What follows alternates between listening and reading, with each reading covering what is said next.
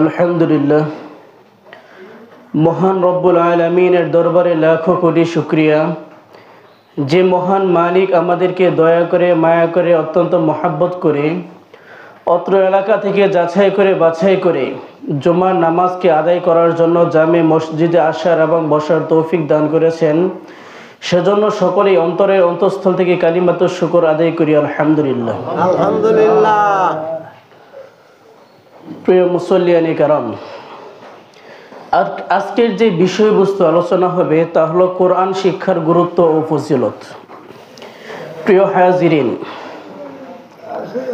আল্লাহ রাব্বুল আলামিন মানুষকে যে সমস্ত নিয়ামত দান করেছেন তার মধ্য থেকে সর্বশ্রেষ্ঠ নিয়ামত হলো আল কোরআন। আল কোরআন এটি এমন একটা কিতাব যা মানুষের হেদায়েতের আলো, হৃদয়ের শিফা, দুনিয়া এবং আখিরাতে মুক্তির একমাত্র নিশ্চয়তা হলো আল কোরআন। কোরআনের সাথে সম্পর্ক রাখার সর্বোত্তম উপায় হলো কোরআন শিক্ষা করা। আল্লাহ রাব্বুল আলামিন আমাদেরকে তো দুনিয়াতে অনেক নিয়ামত দান করেছেন, তার মধ্যে সর্বোত্তম নিয়ামত সেটা হলো আল কোরআন। আমাদেরকে এমন একটি গ্রন্থ দান করেছেন যা অন্য কোনো ধর্মে দেন নাই। আপনি দেখেন কোরআন কেমন সর্বোত্তম, আমরা মুসলমান জাতি হিসেবে কেমন সর্বোত্তম। আমাদের পৃথিবীতে প্রায় ১৬ লক্ষ নবী আগমন করেছেন, তার মধ্যে সর্বশ্রেষ্ঠ এবং সর্বোত্তম নবীকে আমাদের নবী হযরতে মুহাম্মদ সাল্লাল্লাহু আলাইহি ওয়াসাল্লাম। ওনাকে যে কিতাবটা দিয়েছেন, মোট কিতাব কয়টি? সহিফা ১০৪ খানা, আসমানি কিতাব মোট ১০৪ খানা, তার মধ্যে ৪টি হলো বড় কিতাব। এই ৪টি বড় কিতাবের মধ্য থেকে সর্বশ্রেষ্ঠ কিতাব কোনটি? আল কোরআন। তো দেখেন, আল্লাহ রাব্বুল আলামিন আমাদেরকে নবী দিছেন, তো সর্বশ্রেষ্ঠ নবী দিছেন। এই নবীকে কিতাব দিছেন, তো সর্বশ্রেষ্ঠ কিতাবটা দিয়েছেন। পৃথিবীতে অসংখ্য অগণিত ধর্ম রয়েছে, সর্বোত্তম ধর্ম কোনটি? আল ইসলাম। সমস্ত ধর্মের মধ্যে সর্বোত্তম ধর্ম হলো ইসলাম। পৃথিবীতে অসংখ্য জাতি আগমন করেছেন, তার মধ্যে সর্বশ্রেষ্ঠ জাতিকে মুসলমান। এখন দেখেন আমরা কতটাই সৌভাগ্যশীল, আল্লাহ তাআলা আমাদেরকে কতটাই মহব্বত করেন। আমরা নবী পাইছি, তো দুনিয়ার মধ্যে সর্বশ্রেষ্ঠ নবী পাইছি। এই নবীকে কিতাব দিয়ে পাঠিয়েছেন, তো সর্বশ্রেষ্ঠ কিতাবটা দিয়েছেন। এখন আমাদের জাতি যে আল্লাহ রাসূলকে যে জাতি দিয়েছেন, তো জাতি হিসেবে আমাদেরকে সর্বোত্তম জাতি হিসেবে প্রেরণ করেছেন, ঠিক না? নবী পাইলাম সর্বশ্রেষ্ঠ নবী, কিতাব পাইলাম সর্বশ্রেষ্ঠ, ধর্ম পাইলাম সর্বশ্রেষ্ঠ, জাতি পাইলাম সর্বশ্রেষ্ঠ, সব দিক দিয়ে আমরা সর্বশ্রেষ্ঠ। তাহলে এটা কি আমাদের জন্য সৌভাগ্যশীল না? হাদিসের মধ্যে আসছে আগেকার উম্মত হায়াত পাইতো অনেক দীর্ঘ সময়, 500 বছর এক একজন হায়াত পাইতো। আল্লাহ রাসূল সাল্লাল্লাহু আলাইহি ওয়াসাল্লাম আল্লাহর কাছে অনুরোধ করলেন, হে আল্লাহ, আমার উম্মতের হায়াত তো একেবারেই কম, তারা কিভাবে ওই সমস্ত উম্মতের সাথে তারা টক্কর দিবে? আমলের প্রতিযোগিতায় তারা কিভাবে সর্বোত্তম হবে? আল্লাহ রাব্বুল আলামিন ইরশাদ করলেন, হে নবী, আপনি আপনার উম্মতদেরকে জানিয়ে দেন, আপনার উম্মত এই অল্প সময়ের মধ্যে যে ইবাদত করবে, পূর্বেকার উম্মত যদি 500 বছরও জীবিত হয়, মানে হায়াত পায়, তাহলে তাদের হায়াতের চাইতে আপনার উম্মতের 60 বছরের হায়াত সর্বোত্তম। প্রিয় হাজিরিন, আমাদেরকে কত বড় অফার দিয়েছেন। তো আমাদেরকে সঠিক পথ দেখার জন্য, সঠিক নির্দেশনা পাওয়ার জন্য একটি কিতাব দিয়েছেন, সেটি হলো আল কোরআন। কোরআন এমন একটা গ্রন্থ যা দেখলেও সব, পড়লেও সব, মহব্বত করলেও সব, তাকায় থাকলেও সব, এমন একটি গ্রন্থ। আল্লাহ তাআলা এই পৃথিবীর বুকে এই কোরআন ছাড়া এমন কোনো দ্বিতীয় আর কোনো গ্রন্থ নাজিল করেন নাই যা দেখলেও সব, পড়লেও সব, শুনলেও সব, মহব্বত করলেও সব। মুহতারাম হাজিরিন, আমাদেরকে কত বড় নিয়ামত দান করেছেন এই কোরআন। তো আল্লাহ রাব্বুল আলামিন তিনি বলেন, যালিকাল কিতাবু লা রাইবা ফীহি হুদাল লিল মুত্তাকিন। এই কোরআন এমন একটি কিতাব, লা রাইবা ফীহি, যার মধ্যে বিন্দুমাত্র সন্দেহ নেই, যার মধ্যে কোনো সন্দেহ নেই। হুদাল লিল মুত্তাকিন, এই কোরআনটা হলো মুত্তাকিদের জন্য রহমত স্বরূপ। অপর এক আয়াতে আছে হুদাল লিন নাস, দুনিয়ার সমগ্র মানুষের জন্য এই রহমত স্বরূপ। মুহতারাম হাজিরিন, এই কোরআনকে যে অনুসরণ করবে তার দুনিয়া এবং আখিরাত সফল কাম। এই কোরআনের মাধ্যমে আমরা সঠিক পথ পাইতে পারি এবং এই কোরআনের মাধ্যমে আমরা গুমরা হইতে পারি। কতক মানুষ এই কোরআনকে গ্রহণ করার কারণে, বোঝার কারণে সে হেদায়েত প্রাপ্ত হয়েছে, আর এই কোরআনের বিরোধিতা করার কারণে গুমরা হয়েছে, জাহান্নামের দিকে তারা অবতীর্ণ হচ্ছে। মুহতারাম হাজিরিন, দুনিয়ার সমস্ত কাফেরগণ আল্লাহ রাব্বুল আলামিন অতীতে যত কিতাব দিয়েছেন সমস্ত কিতাবকে বিকৃত করে ফেলছেন। তারা নিজেদের মন মতো করে রচনা করেছেন, যেখানে তাদের মনের বিরুদ্ধে, তাদের সমাজের বিরুদ্ধে চলে যায়, ওইখানে তারা ওই আয়াতকে কেটে ওইটা পরিবর্তন করে তারা নিজেদের মতো মন গড়া তারা আয়াত লিখেছেন। সমস্ত কিতাব তারা বিকৃত করে ফেলছেন। কিন্তু কোরআন এমন একটি কিতাব যা আল্লাহ রাব্বুল আলামিন প্রতিটা মানুষের হাফেজদের সিনাই সিনাই দিয়েছেন। তোমরা আমার কিতাবকে পরিবর্তন করতে চাও, করো দেখি। তুমি আজকে কাগজের লেখা কিতাব তুমি পড়ে ফেলতে পারো, জ্বালায় দিতে পারো, নষ্ট করে দিতে পারো, কিন্তু আমি কোরআন ফি লাউহিম মাহফুজ, আল্লাহ রাব্বুল আলামিন লৌহে মাহফুজের মধ্যে সংরক্ষণ করে রেখেছেন। দুনিয়ার বিধর্মীরা, ইহুদি, বেঈমান, কাফেররা যতই চেষ্টা করুক না কেন, এই কোরআনকে কখনো তারা পরিবর্তন করতে পারবে না। শুধু কি লৌহে মাহফুজ, ছোট ছোট বাচ্চারা দেখবেন কোরআন শরীফকে আয়ত্ত করে ফেলছে, হাফেজ হয়েছে, কোরআনের হাফেজ। আল্লাহ তাআলা তাদের সিনার মধ্যে সংরক্ষণ করে দিয়েছেন। তুমি মানুষকে হত্যা করতে পারো, কিন্তু তার শরৎ থেকে তুমি কখনো কোরআনকে ভুলিয়ে দিতে পারবে না। আল্লাহ তাআলা এমন একটি কিতাব দিয়েছেন। মুহতারাম হাজিরিন, আল্লাহ তাআলা অপর এক আয়াতের মধ্যে বলেন, ইন্না হাযাল কুরআনা ইয়াহদি লিল্লাতী হিয়া আকওয়াম, নিশ্চয়ই কোরআন সেই সমস্ত পথের দিশা যা সবচেয়ে সৎ। মুহতারাম হাজির, এই কোরআনের আয়াতের ব্যাখ্যা দেওয়ার উদ্দেশ্য হলো, অর্থাৎ এটা কোনো কঠিন কোনো রাস্তা না। আপনি যদি সহজ রাস্তা দিয়ে কোথাও যেতে চান, তাহলে কি আপনি গন্তব্যে পৌঁছতে পারবেন না? যদি রাস্তার মধ্যে কোনো অসুবিধা না থাকে, অবশ্যই আপনি আপনার গন্তব্যে পৌঁছতে পারবেন। আমাদের মঞ্জিলে মাকসাদ কোনটা? আমাদের গন্তব্য কোনটা? জান্নাত। আমাদের বাড়ি কোথায় ছিল? জান্নাত। এখন যদি আমরা জান্নাতে যাইতে চাই, সরল সঠিক পথের দিশা পাইতে চাই, তাহলে অবশ্যই আমাদেরকে কোরআনকে অনুসরণ করতে হবে। আর আল্লাহ রাব্বুল আলামিন তিনি বলে দিয়েছেন, ইন্না হাযাল কুরআনা ইয়াহদি লিল্লাতী হিয়া আকওয়াম, কোরআন এমন একটি দিশা যা সবচেয়ে সহজ।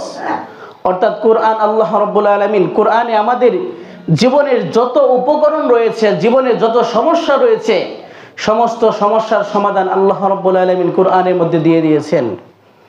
এখন তো খুঁজবেন যে হুজুর ওই সমস্যা পাই না, ওই সমস্যা পাই না, এটা পাই না আমার আর আপনার দুর্বলতা, আমি আপনি কোরআন বুঝি না দেখেই পাই না। আমাদের জীবনের সমস্যা সমাধান করতে পারি না, কোরআন বুঝি না, এই জন্য আমাদের সমস্যা সমাধান হয় না। আপনি কোরআন পড়েন, কোরআনের অর্থ বুঝেন, তাফসীর পড়েন, এই প্রসঙ্গে কি কি হাদিস আছে, আল্লাহ রাসূল সাল্লাল্লাহু আলাইহি ওয়াসাল্লাম কি ব্যাখ্যা করেছেন তা পড়েন, অবশ্যই আপনি জীবনের সমস্ত সমস্যার সমাধান পেয়ে যাবেন। ইসলামে একমাত্র এমন ধর্ম যে ধর্মের মধ্যে সমস্ত সমস্যার সমাধান আছে, অন্য কোনো ধর্মে নাই। ইসলামই হলো শান্তির ধর্ম। প্রিয় হাজিরিন,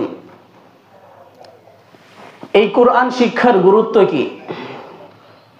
আল্লাহ তাআলা বলেন, ওয়ালাকাদ ইয়াসসারনাল কুরআনা লিযিকরি ফাহাল মিন মুদ্দাকির,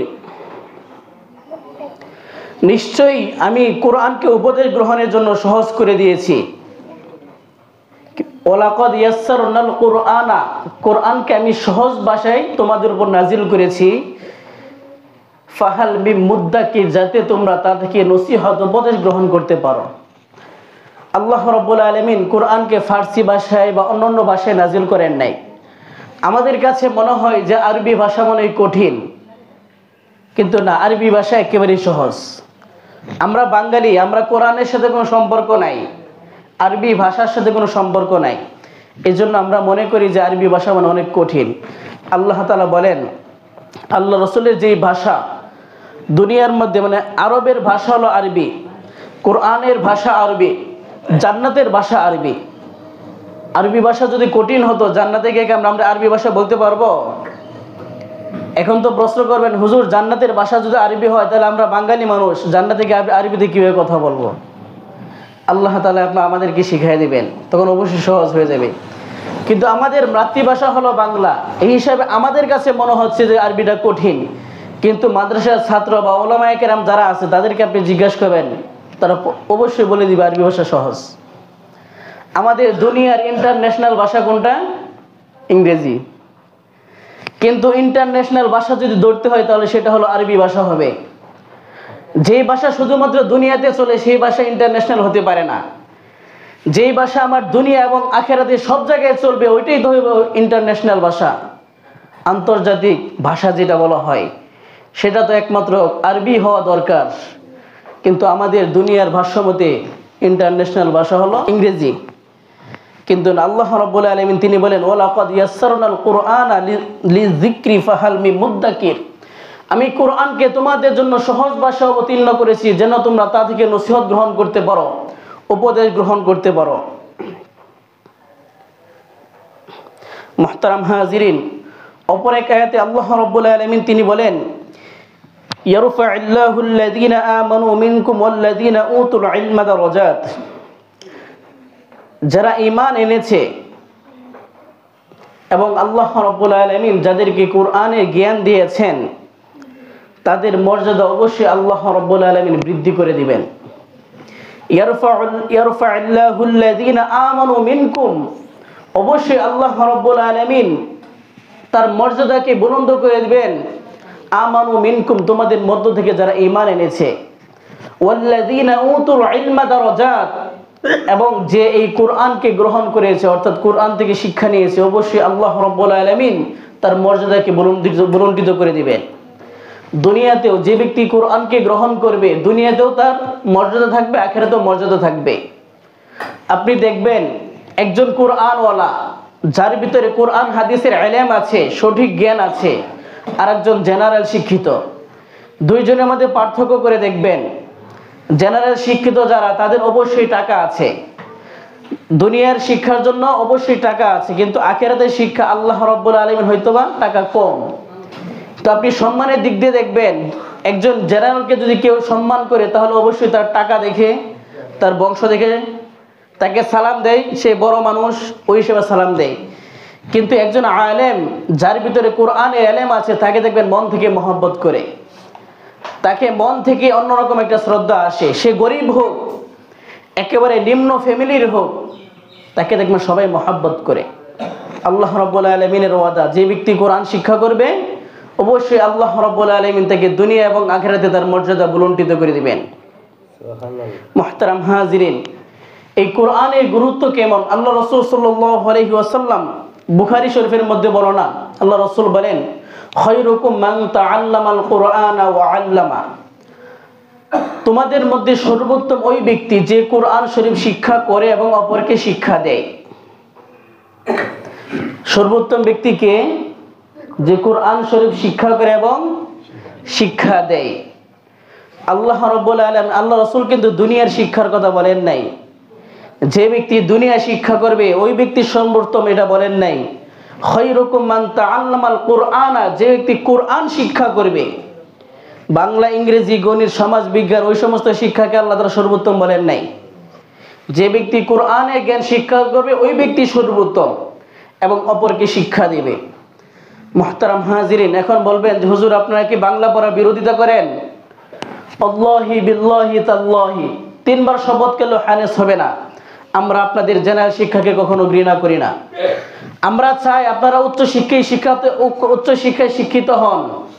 আপনারা ডাক্তার হবেন, ম্যাজিস্ট্রেট হবেন, উকিল হবেন, ব্যারিস্টার হবেন, ইঞ্জিনিয়ার হবেন, তা আমাদেরই দরকার হবে।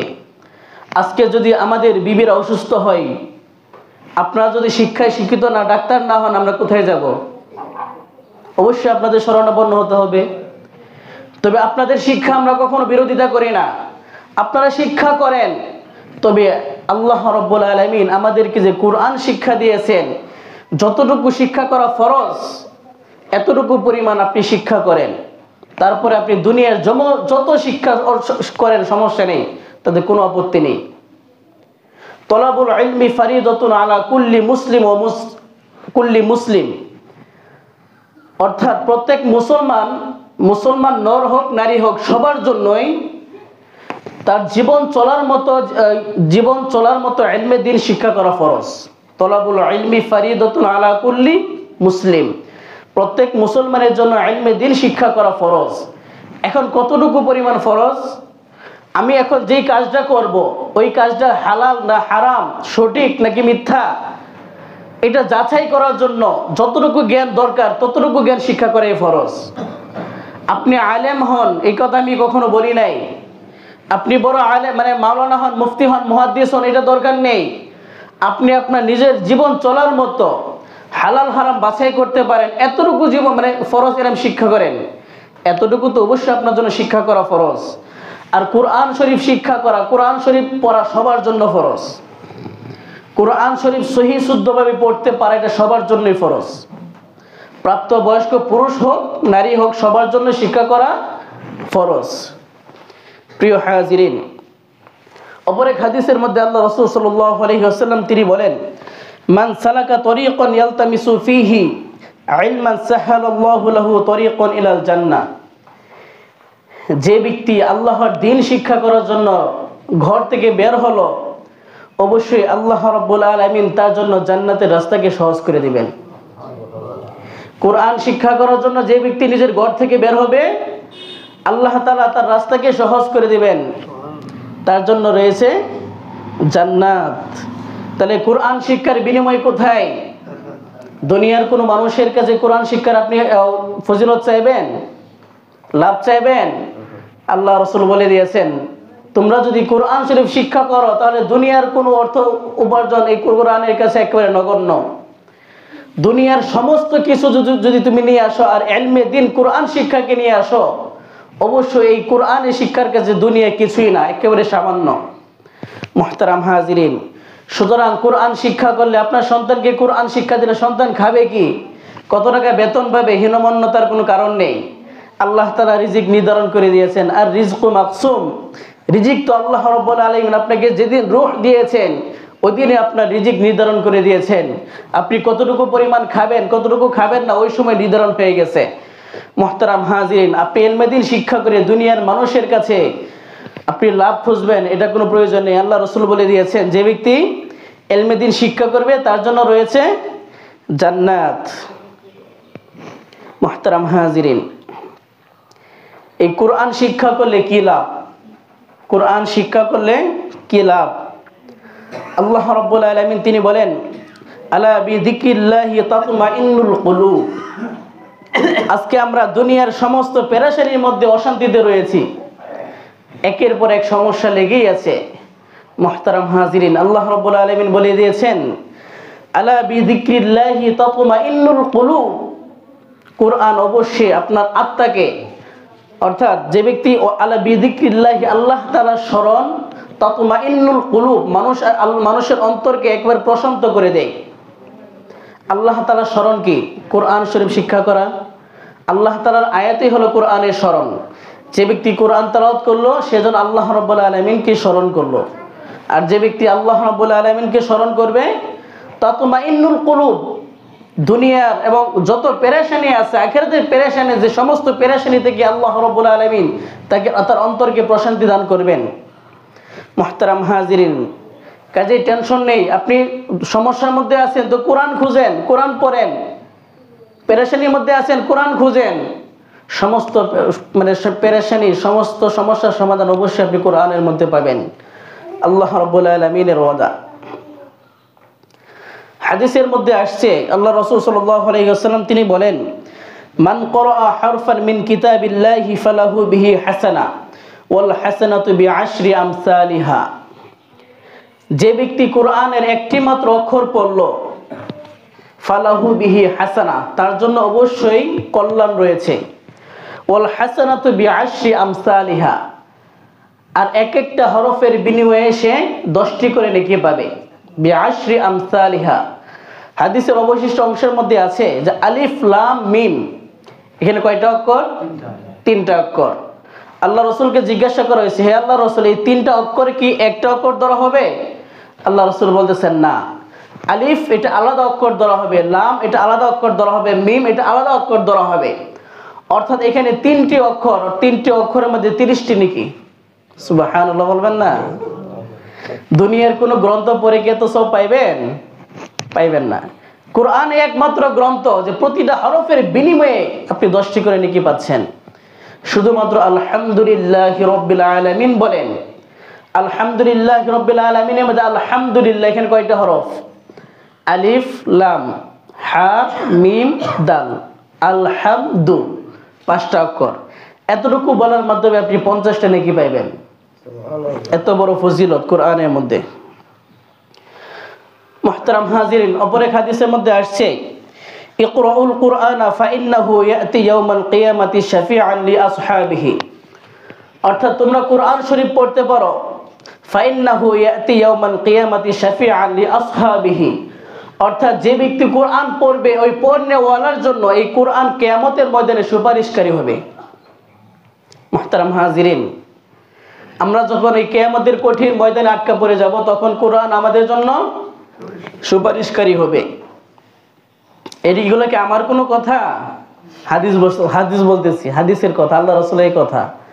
আল্লাহ রাসূলের কথা কি মিথ্যা হইতে পারে? কখনোই মিথ্যা হইতে পারে না। প্রিয় হাজিরিন, এই কোরআন শরীফ তেলাওয়াত করলে আরেকটা লাভ কি? 4 নাম্বার লাভ হলো হুদাল লিল মুত্তাকিন। সমস্ত মুত্তাকিনদের জন্য এটা হেদায়েত স্বরূপ, পথ প্রদর্শক।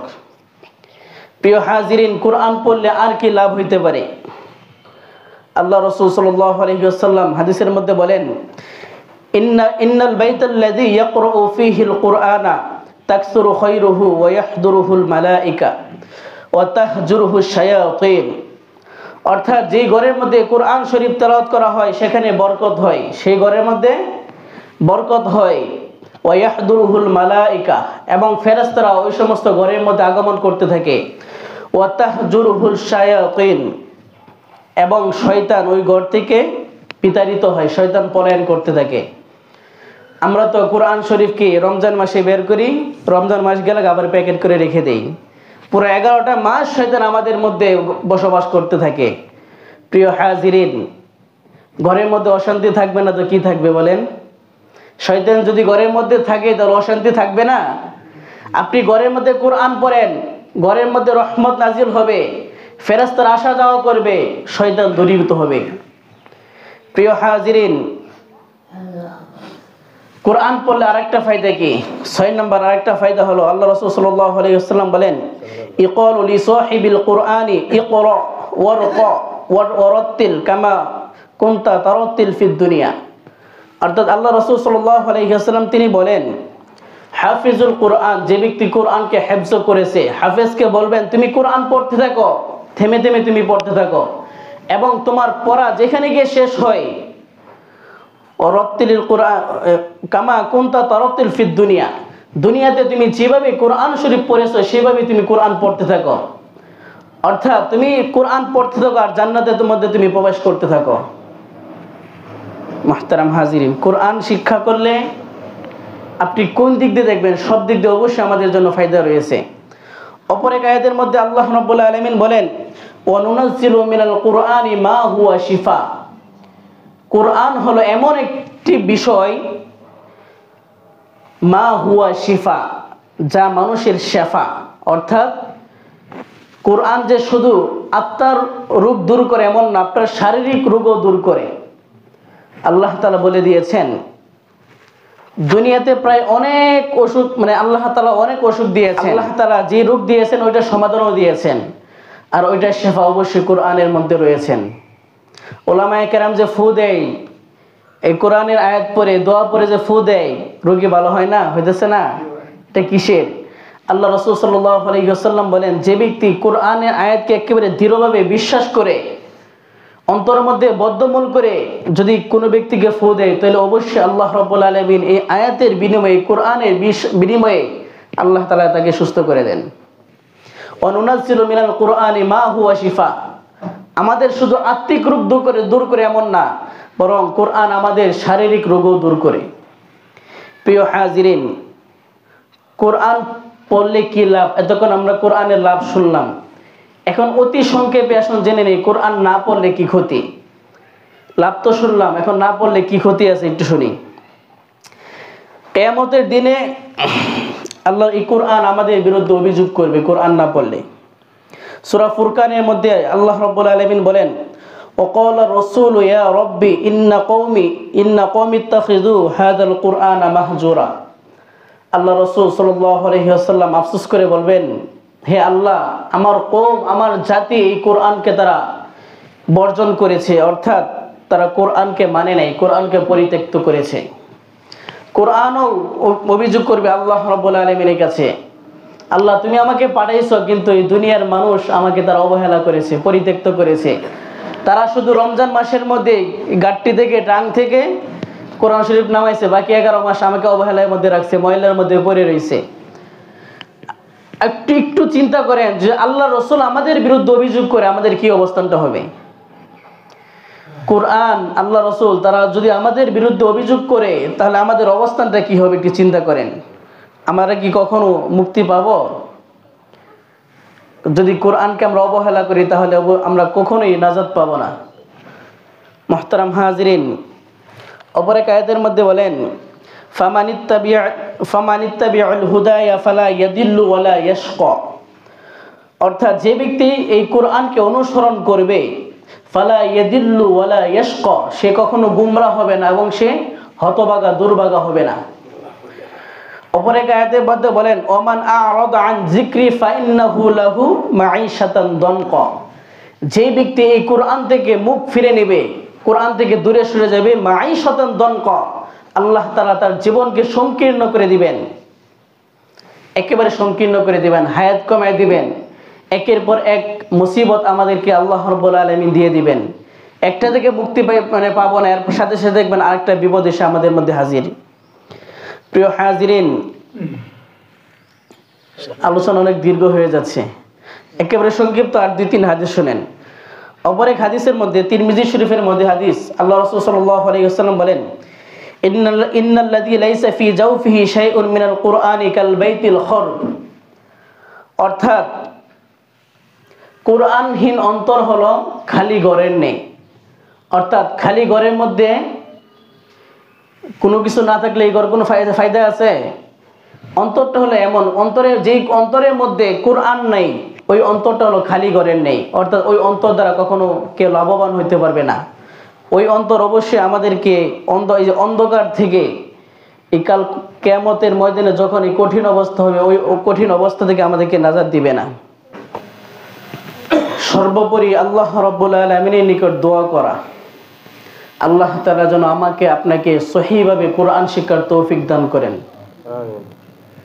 মুহতারাম হাজিরিন, আপনার সন্তানকে মাদ্রাসায় দেন, কোরআনের হাফেজ বানান, আলেম বানান, কোরআনের শিক্ষা দেন। কমপক্ষে এতটুকু শিক্ষা দেন যেন আপনার সন্তান আপনার উপর কোনো অভিযোগ করতে না পারে। কিয়ামতের ময়দানে তো সন্তান বাবার বিরুদ্ধে সাক্ষী দিবে, বাবা তো আমাকে শিক্ষা দেয় নাই কোরআন, বাবা আমাকে শিক্ষা দেয় নাই, বা আমি যাইতে চাইছিলাম আমাকে বাধা দিচ্ছেন। যদি সন্তান আপনার বিরুদ্ধে অভিযোগ করে, আপনি কোথায় যাবেন বলেন?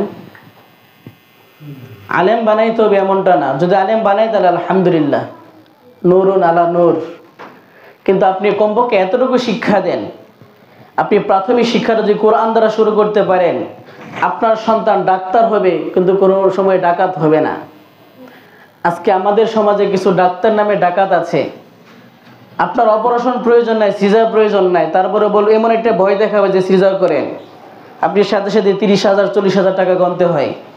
দরিদ্র বাবা কি করব, টাকা নাই, বাধ্য হয়ে চিকিৎসা অপারেশন করাইতেই হয়। আপনি যদি আপনার সন্তানকে কোরআনের শিক্ষায় শিক্ষিত করে ডাক্তার বানান, অন্ততপক্ষে এই ডাক্তার নামে ডাকাত হবে না। আপনি যদি আপনার সন্তানকে কোরআনের শিক্ষায় শিক্ষিত করেন, ইঞ্জিনিয়ার হয়ে ব্রিজ করতে গেলে রডের বদলে বাঁশ দিবে না। আপনি যদি আপনার সন্তানকে সুশিক্ষায় শিক্ষিত করেন, তাহলে আপনার সন্তান যদি নেতা হয় কোরআনের বিরোধিতা করবে না, ক্ষমতায় গেলে গরিবের হক মারবে না, চাউলের বস্তা মারবে না। এতটুকু নিশ্চয়তা থাকতে পারেন। সবচেয়ে বড় নিশ্চয়তা হলো, অনেকেই বৃদ্ধ বাবা মারা অভিযোগ করে, হুজুর সন্তান তো আমাদেরকে দেখে না, লালন পালন করে না। বৃদ্ধ বয়সে বৃদ্ধাশ্রমে গিয়ে দেখতে পারবেন বাবা মায়ের আকুতি। সবচেয়ে বেশি অবস্থা যারা বৃদ্ধাশ্রমে থাকে তারা হলো সবচেয়ে বড় লোক যারা, তাদের এই অবস্থাটা হয়। কারণ তারা সন্তানকে সেভাবে গড়ে তুলতে পারে নাই। সন্তানকে ছোট থেকে দুনিয়ার শিক্ষা দিছে, টাকা পয়সা বুক বিলাসের মধ্যে ছেড়ে দিয়েছে। বড় হয়ে এই সন্তান বাবা মাকে বৃদ্ধাশ্রমে রাখবে না তো কাকে রাখবে? আপনি আপনার সন্তানকে মন মর্জি চলতে দিছেন, আপনাকে রাখবে না তো কাকে রাখবে বৃদ্ধাশ্রমে বলেন? এতটুকু নিশ্চয়তা দিতে পারি যে আপনি যদি আপনার সন্তানকে সুশিক্ষায় শিক্ষিত করতে পারেন, বৃদ্ধ বয়সে আপনাদের এই কষ্ট করতে হবে না, বৃদ্ধাশ্রমে যেতে হবে না।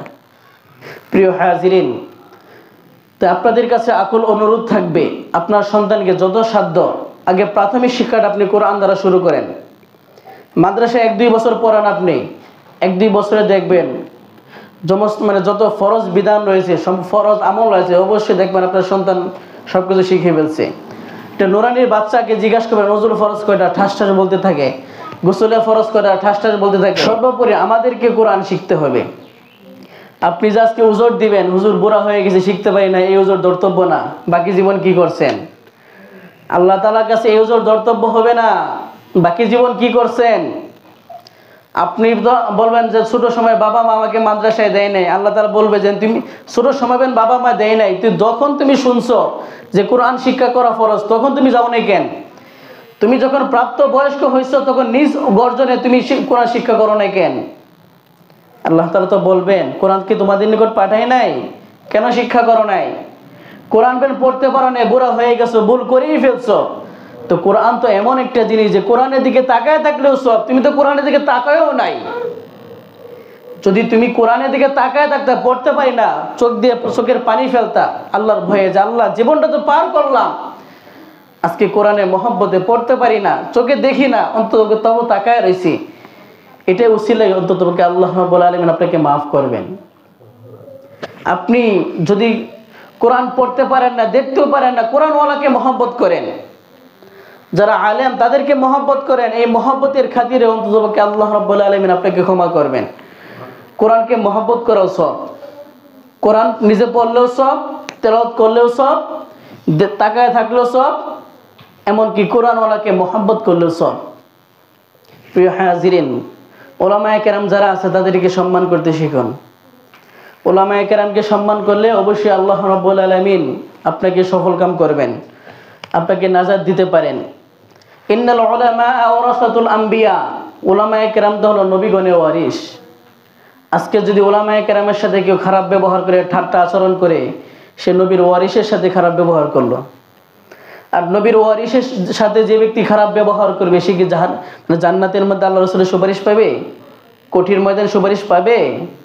তাই প্রিয় হাজিরিন, ওলামায়ে কেরামকে সম্মান করুন, কোরআনকে মহব্বত করুন, কোরআন শিখতে কোরআনকে এখন থেকে শেখা শুরু করে দিন। যতটুকু সম্ভব হয় ততটুকু শিখেন। যদি কেউ আলাদাভাবে শিখতে চান তাহলে অবশ্যই আমি শিখাবো আপনাদেরকে, আসবেন আমার কাছে।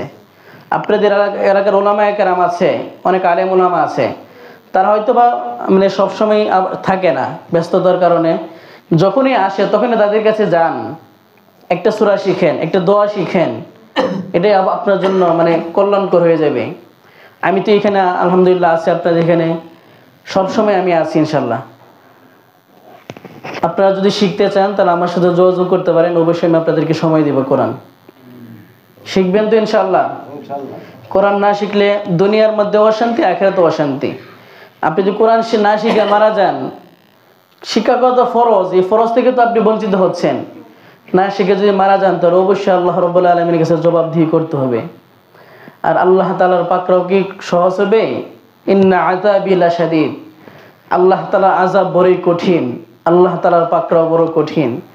আজকে দুনিয়ার আদালতে তো আমরা ঘুষ দিয়ে ছুটে পড়ি, হাজার অপরাধী, যে একেবারে খুনের অপরাধী, একেবারে মানে জঘন্যতম মানে অপরাধী খুনি, সেও দেখবেন 2 দিন পরে টাকার মাধ্যমে সে জেল থেকে ফিরে আসতেছে।